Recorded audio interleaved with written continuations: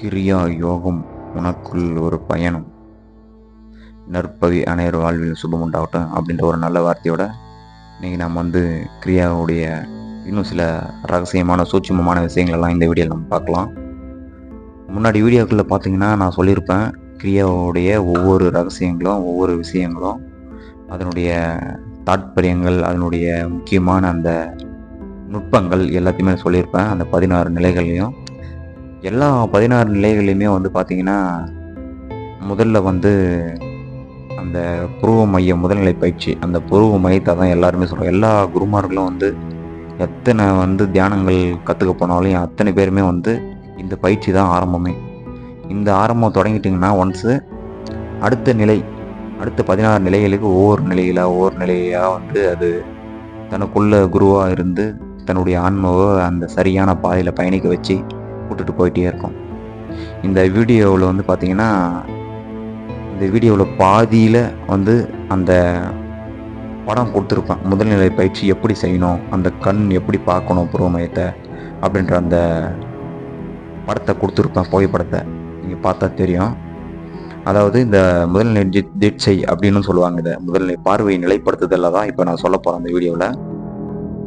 கிரியா யோக சாதனையின் மிகவும் அற்புதமான முதல் பயிற்சியை என் மகா குருவின் உத்தரவின்படி இங்கு கூறுகிறேன் அப்படின்னு சொல்கிறாங்க. அதாவது இந்த மகா குருவுடைய சீடர், அந்த சீடருக்கு இந்த யோக வேதத்தை கற்றுணர்ந்து அவங்க நம்மக்கிட்ட சொல்கிறாங்க,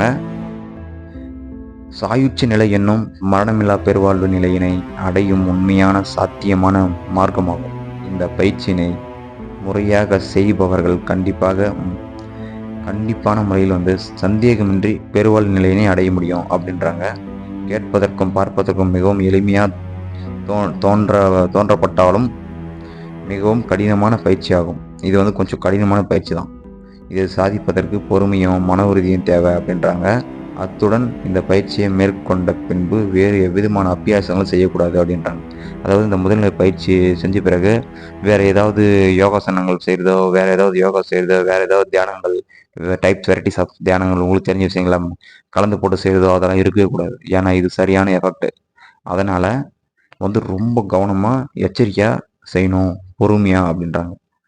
அவ்வாறு செய்வதால் உடலில் பல விரும்பத்தகாத மாற்றங்கள் உண்டாவதுடன் மனக்குழப்பம், உடல் நோய் உண்டாகும் அப்படின்றாங்க. நான் சொன்னீங்களா வேறு தியானங்கள். இது இந்த கிரியா முதல் பார்வை நிலைப்படுத்தும் முறை, பார்வையை நிலைப்படுத்துதல், இந்த முறையில் பார்த்தீங்கன்னா இது கேசரி முத்திரை அப்படின்னு சொல்லுவாங்க. இந்த பேருக்கு கேசரி முத்திரைன்னுவாங்க. அதனால் எதுவுமே கலந்து போட்டு இந்த மிக்ஸ்அப்பாக எந்த ஒரு தியானங்களும் செய்யக்கூடாது அப்படின்றாங்க. அதனால் நோய்களும் மனக்குழப்பங்களும் சில சைடு எஃபெக்ட்களும் கண்டிப்பாக வரும் அப்படின்றாங்க. என்ன காரணம், இது கிரியா, இது சாதாரண விஷயம் கிடையாது. கிரியா யோகம்னாவே தன்னுடைய, அது இல்லாமல் என்னுடைய சூட்ச குருநாதர்னு சொல்லுவார், சூட்சும குருநாதர். அவங்க நம்ம மனதிற்குள்ள ஒளியாக எண்ணங்களாக நம்மளுக்கு ஒரு சில எப்பயோ மாதத்திற்கு ஒரு முறை, அது ரேர், ஒரு வருஷத்துக்கு ஒரு முறை, இல்லை 6 மந்த்துக்கு அந்த மாதிரி எப்போ வேணாலும் நம்மளுக்கு மனதுக்குள்ளே பேசுவாங்க. அதை நம்ம தான் கவனிக்கணும். அப்போ அவர் சொன்ன விஷயங்கள் என்னன்னா, நம்மளுடைய இந்த கிரியா யோகத்தில் நம்முடைய உடல் இளமையாக வச்சிருக்கலாம் பல வருடங்கள் அப்படின்றாங்க. அதாவது ஒரு 80 வயதில் ஒருத்தர் இறந்து போகிறான்னா 110 வயது 120 வயது வரையும் கூட நம்ம உயிர் வாழலாம். அப்போ அந்த அளவுக்கு நம்முடைய உடலை இளமையாக மாற்றிடும் அப்படின்றாங்க. இளமையானா இருக்கிற உடல் அப்படியே தான் இருக்கும், ஆனால் உடல் எளிமையாக தான் இருக்கும், நல்ல ஆரோக்கியத்துடன் இருக்கும். அந்த மாதிரி அது மட்டும் இல்லாமல் நம்முடைய நம்முடைய உயிர் ஆன்மா இருக்குது பார்த்தீங்களா, அந்த உயிர் பயங்கரமான ஒரு மின்காந்த ஆற்றலில் பெறும். அது இல்லாமல் சக்தி வாய்ந்த ஒரு ஆன்மா ஆன்மாவாக மாறும் அப்படின்றாங்க.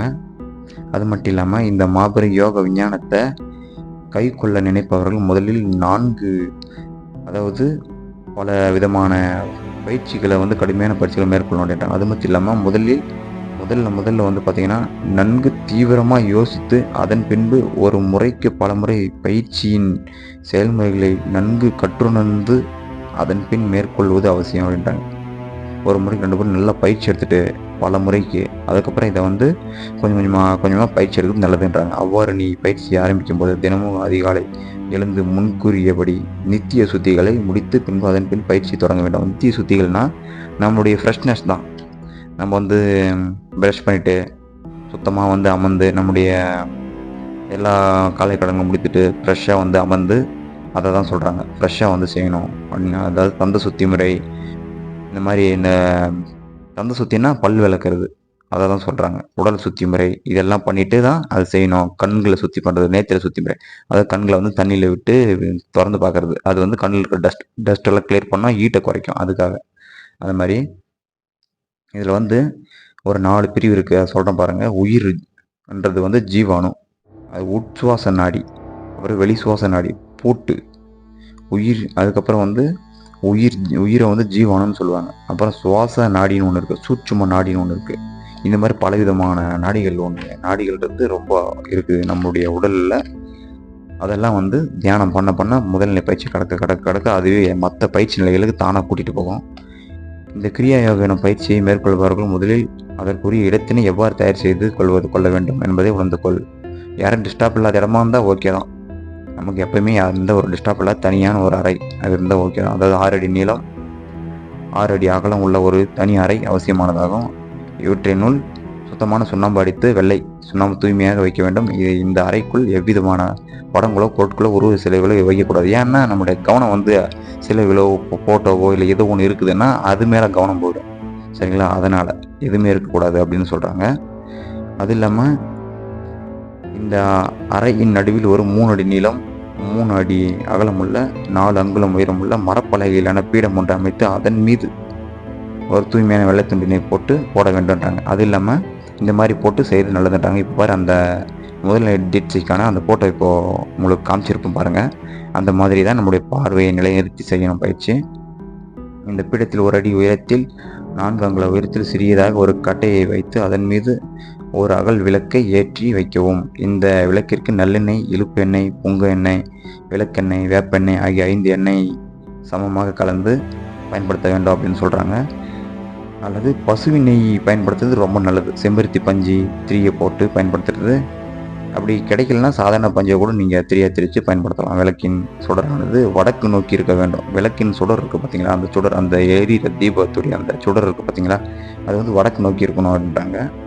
இவ்வாறு யோகா சாதனைக்கு உரிய இடத்தை தேர்ந்தெடுத்து கொண்ட பின்பு பயிற்சி செய்யும் யோகியானவர் அந்த பீடத்தின் வடக்கு நோக்கி அமர வேண்டும் அப்படின்றாங்க. வடக்கு நோக்கி நம்ம அமர்ந்து செய்யணும். அவ்வாறு அமரும்போது பத்மாசனத்திலோ அல்லது சுகாசனத்திலோ அமர்ந்து கொள்ள வேண்டும். இவ்வாறு அமர்ந்து கொண்டே பின்பு முதுகு தண்டினை நேராக நிமிர்த்தி தலை, கழுத்து, நெஞ்சு, முதுகு, இடுப்பு ஆகிய 5 பகுதிகளும் எந்த விதமான வளைவு இல்லாமல் நிமிர்ந்து நேராக இருக்க வேண்டும் அப்படின்னு சொல்கிறாங்க. அப்போது நிமிர்ந்து நேராக இருக்கும்போது தான் அந்த பயிற்சியினுடைய அற்புதமான விஷயங்களை நம்மளால் ஈஸியாக உணர முடியும், கொஞ்சம் கொஞ்சமாக. இவ்வாறு வைத்து கொண்ட பின்பு 2 கைகளையும் அடிவயிற்றுக்கு அருகில் கால்களுக்கு மேல் இடது கையின் 4 விரல்கள் மேல் வைத்து, கையின் 4 விரல்கள் வைத்து 2 கைகளின் பெருவிரல் நுனிகள் ஒன்றாக சேர்த்து முழங்கால் 2ஐயும் பக்கவாட்டில் லேசாக மடக்கிய நிலையில் வைக்க வேண்டும். இவ்வாறு கைகளை வைப்பதற்கு கங்கா முதிரை என்று பெயர்.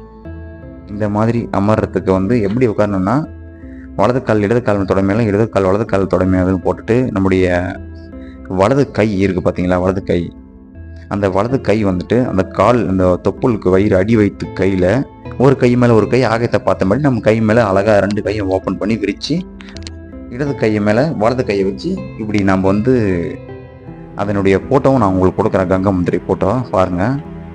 அந்த மாதிரி வந்து நம்ம வச்சு அமர்ந்து தியானம் செய்யணும் அப்படின்றாங்க. ஏன் அந்த மாதிரி தியானம் செய்யணும் அப்படின்னா, 2ஐயும் பக்கவாட்டில் லேசாக மடக்கி, அது முழங்கால் 2ஐயும் பக்கவாட்டில் லேசாக மடக்கி நிலையில் வைக்க வேண்டும். இவ்வாறு கைகளை வைப்பதற்கு கங்கா முதிரை என்ற பெயர் அப்படின்னு சொல்லியிருக்காங்க. ஏன் இவ்வாறு அழைக்கப்படுகிறது எனில், பயிற்சியின் ஆரம்பத்தில் கண்களில் இருந்து வரும் நீரானது கங்கா முதிரையில் இருக்கும் கைகளின் மத்தியில் விழும் அப்படின்னு சொல்கிறாங்க. நம்ம வந்து இந்த பயிற்சி செய்யும்போது நமக்கு வந்து என்ன பண்ணணும்னா, புருவ மையத்தை நோக்கி கண்களை மேல் நோக்கி பார்க்கும்போது வந்து வாயுவானது கபலை நோக்கி பாயும். அப்போ அந்த வாயுவானது என்ன பண்ணும், கண்கள் வந்து எரிய ஆரம்பிக்கும், கண்கள்லேருந்து தண்ணி வர ஆரம்பிக்கும்.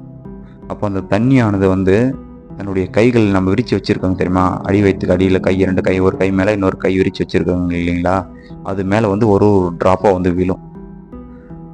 அதுதான் இவங்க சொல்லியிருக்காங்க. சிரசு எனும் ஆகாயத்திலிருந்து யோக தீயில் உருவாகி வரும் கண்ணீர் எனும் கங்கை நீரானது விழும்போது அதை தாங்கும் பாத்திரமாக இந்த கங்கா முதிரையானது அமைந்துள்ளது அப்படின்னு சொல்கிறாங்க.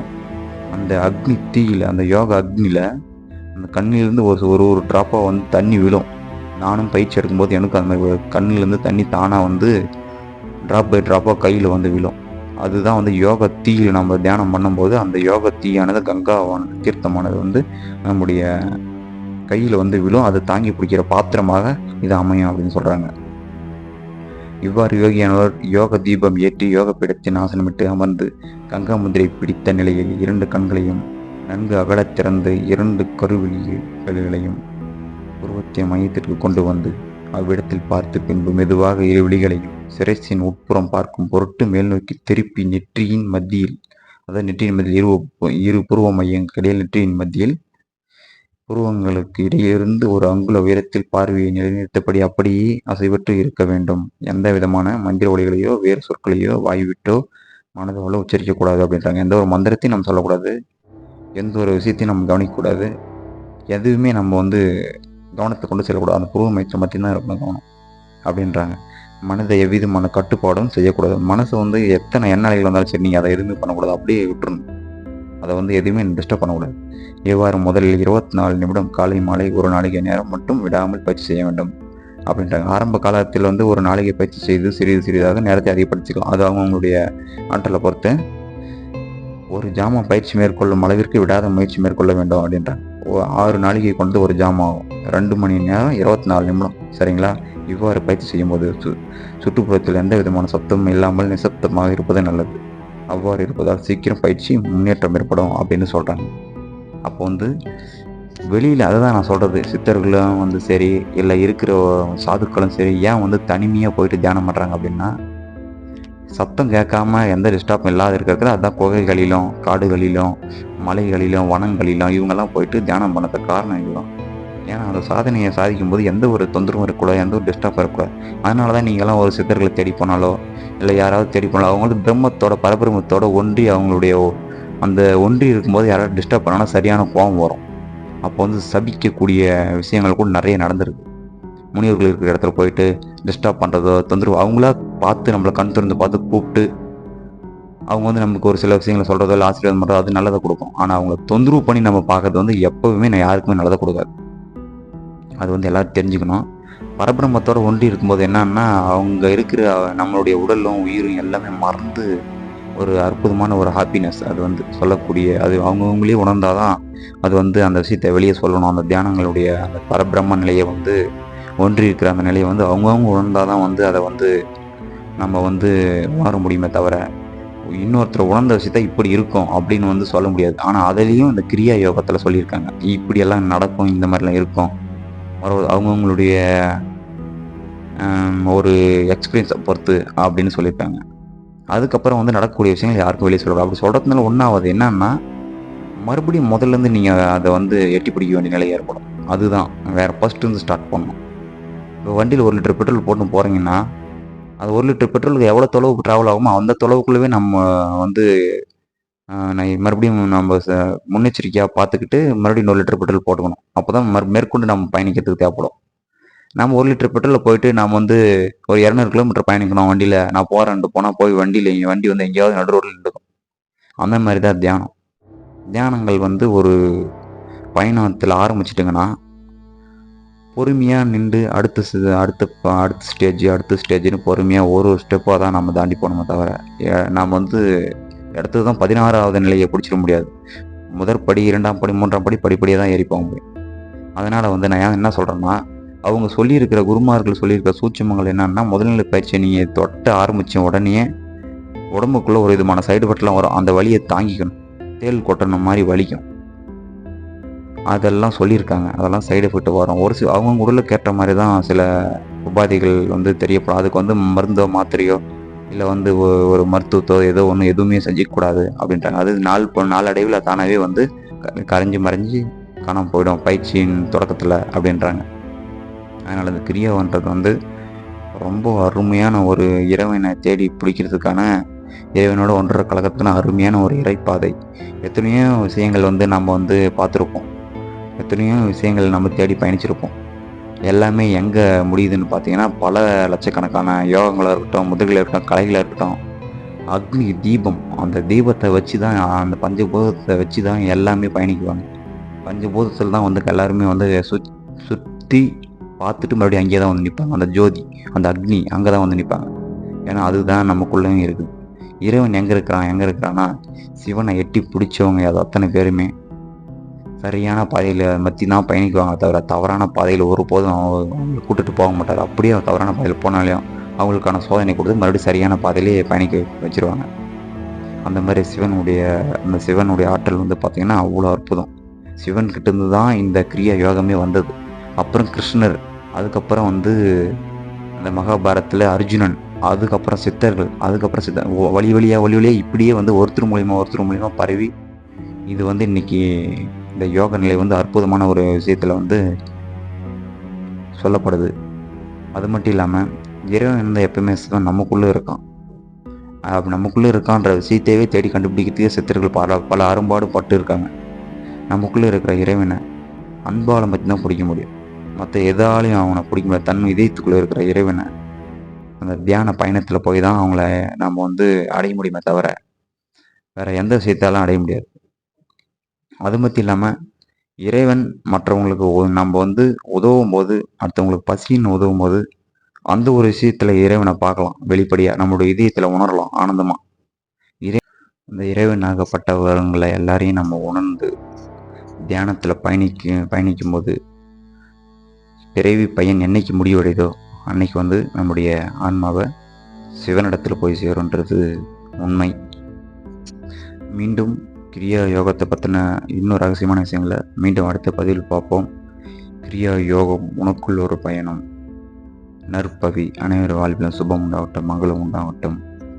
மீண்டும் அடுத்த பதிவில் மீண்டும் சுவாரஸ்யமான விஷயங்களுடன் சந்திப்போம். நன்றி.